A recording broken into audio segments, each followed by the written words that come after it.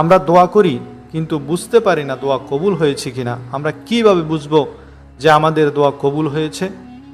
তখন মালিক বিন দিনার রহমতুল্লাহ আলাইহি উত্তর দিলেন, যখন দোয়া করার সময় আপনার আন্তরিকতা সৃষ্টি হবে, হৃদয়ের গভীর থেকে দোয়ার শব্দগুলো বের হবে, দোয়া করার সময় আল্লাহর ভয়ে শরীরের লোম খাড়া হয়ে যাবে, দু চোখ থেকে অশ্রু ঝরে ঝরে পড়বে, আর আল্লাহর কাছে চাওয়ার সময় খুব আগ্রহ সৃষ্টি হবে, খুব মজা লাগবে, তাহলে বুঝে নেবেন যে আপনার দোয়া কবুল হয়ে গেছে।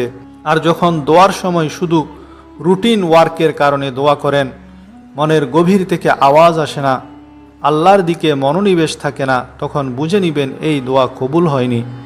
হুজুর সাল্লাল্লাহু আলাইহি ওয়াসাল্লাম এরশাদ করেন, কেঁদে কেঁদে দোয়া করো, ইল্লাম তাবকু ফাতাবাকু, যদি কান্না না আসে তবে কান্নাকারীর মতো আহাজারি করো।